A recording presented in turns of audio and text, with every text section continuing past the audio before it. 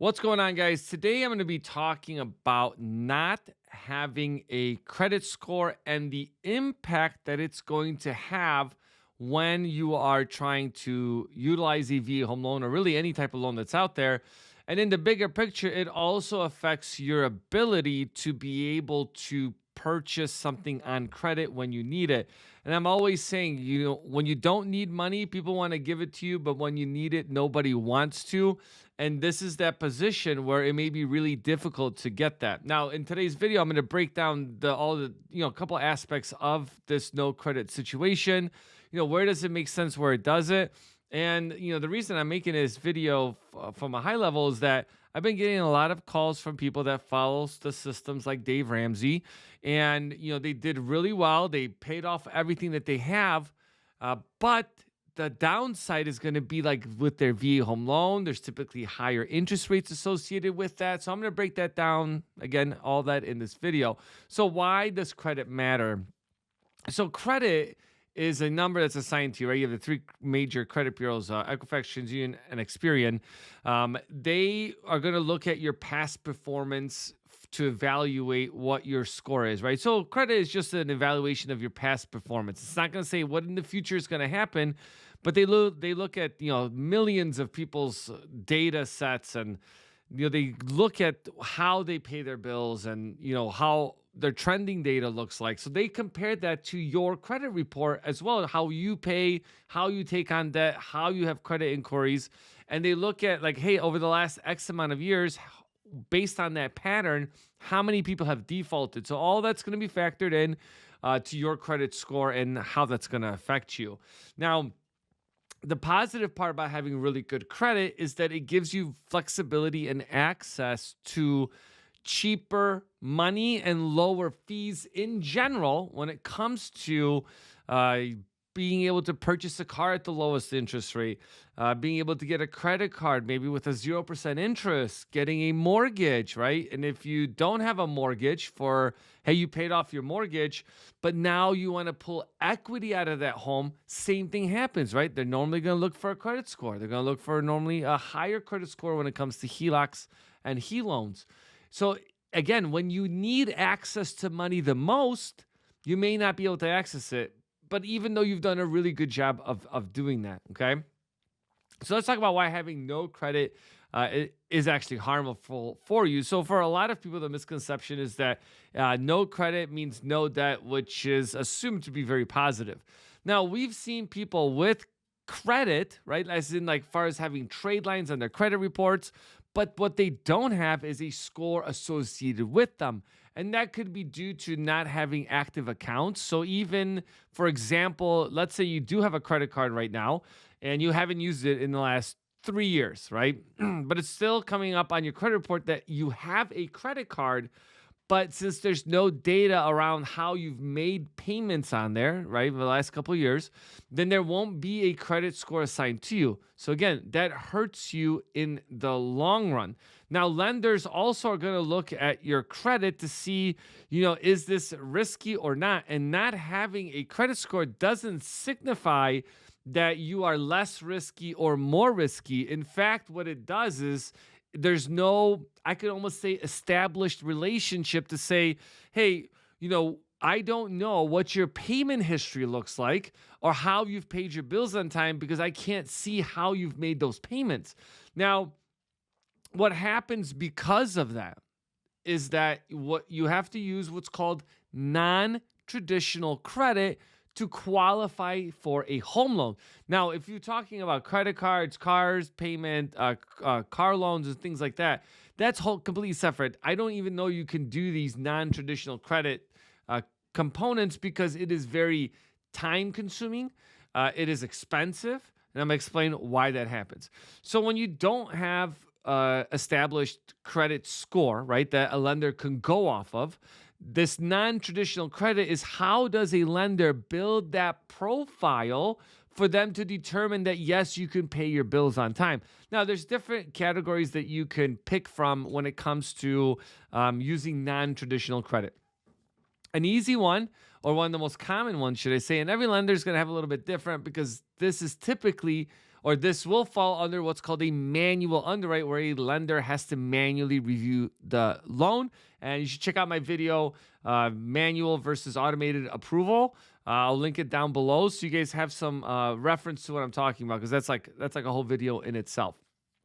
So the lender's typically going to ask for like 12 to 24 months of rental payment, like showing that you have proof that you've made payments on time.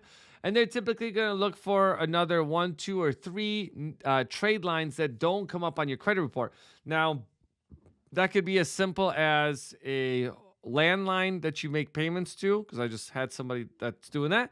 A cell phone, utility bills, they got to be in your name. So if you're thinking also for the future, right? Like, hey, I may not need it now, but in 2 years from now, I'm going to need to have, I want to buy a place or refinance my home, whatever it may be. Start thinking about, hey, are these utility bills in my name? Am I making the payments? Because that's what the lender's going to look for. And if you just literally have everything paid and you pay nothing and you have no documentation, I don't know how you're going to be able to use the VA home loan. Now, this also, I'm going to kind of reference back to what I said earlier. We've had a lot of people reach out to us that follow the Dave Ramsey system, right? I think it's a great program, but you still need to have some kind of credit. And so again, with even those folks, and I've been looking at a lot of these loan estimates that from different companies that offer the no credit. Like if you don't have credit, like what does it look like? And typically, we're seeing you're paying well over market rate, because the lender is assigning a credit score to you, and it's not it's not going to be in the upper 700s. Typically, just to be really honest with you, they're looking in the lower to mid upper 600s to qualify you. So that's why we see such a discrepancy when it comes to that. And this impacts your ability to buy a home, because you may be coming in thinking, well, I want to be able to get the best deal possible because I've paid all my bills on time and I don't have any credit. I did all the right things. But then the downside of it is going to be you're paying a higher premium. Now, once you get a mortgage, right? So let's think of it a little bit down the line. And I just had a discussion with someone today about this. That look, this is the reality of the situation. You're going to be paying a little bit higher premium because of like what I'm talking about today. But later, you can always do an interest rate reduction refinance loan, because this new debt that you're taking on, right, this new mortgage, is going to show up on your credit report. Now, when that happens, now all of a sudden you're going to have a credit score assigned to you. Now, the longer you have credit, the more data the system has to review that you are making your payments on time. Just think of it in the sense of like you going to go to work for somebody, or you have people that work for you. Well, in the first couple months, if they've been doing a great job, that's not going to tell you, well, they're going to be doing great for the next 10 years, right? Because you're looking at that past performance piece. So from a FICO perspective, because that's what lending companies are looking at, and make sure you guys also check out a video about the upcoming FICO changes on my channel. This summer, they're changing the way they look at credit, so you may be affected by that in a positive or negative way. So make sure you guys are staying on top of that. So, but that's why the longer you have credit, the better your credit is, and the lower you have the lower your utilization rate is, and your credit mix, the better your credit score is, right? But again, it may take the full 6 months that, hey, you know what? You might have a really good credit score now. You didn't have one because you have a mortgage, and then you can do an interest rate reduction refinance loan. So that's just one option that you can look at. Now, there is a big difference between having no credit versus having bad credit. Two very different things. And I cannot stress that enough, because some people may not have, they may have bad credit, but they don't have a lot of credit. But the credit they have is negative, like collections, let's say.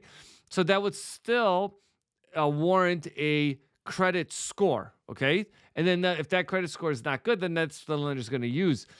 If you don't have a credit score, and then the lender's going to have an arbitrary number, right? They're going to say based on what that investor or lender is going to say that they're going to assign that to, providing you could do the non-traditional credit, right? So again, that's why you have to check your credit report.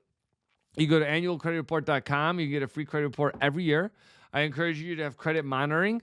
I also encourage you to look at your FICO score, not the other ones, because the other ones look at credit differently. So when we pull a credit report for somebody, we see sometimes large discrepancies between what you say to me and what I actually see in the system. And that, again, it could have a negative impact on you, because if you're thinking you're going to have a higher credit score than you actually do, again, that it could hurt you, because rates are going to change or rates going to be assigned based on what your credit score is. That's a big factor. I mean, it's one of the factors in that process.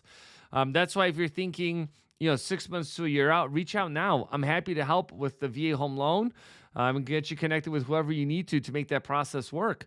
We want to be able to help, because like I went through that journey myself, and I help a lot of my buddies that are in the military go through that home ownership process. And the earlier you start, the better it is for you, because then you could identify any shorts that you may have, right? It might be from, I don't know, it could be from, hey, do I have enough money for closing costs? Hey, is my credit where it needs to be? Because remember, the highest credit score gets the lowest fees, gets the lowest rates, the best financing terms. The lower your credit scores, the worse you're going to be off on this journey. Now, if you're in this position of having no credit, does it make sense not to buy a home? I don't think you should put that off, right? What I'm always saying is that, look, over time, values continue to go up, right? And that's historical data. I'm not telling you this is a guaranteed, like success to this. That's not what I'm saying. Historically, that's what's happened. And the longer you wait, historically, values have gone up. And, even if rates were to drop, that's bad actually for you, because then rates kind of shoot up.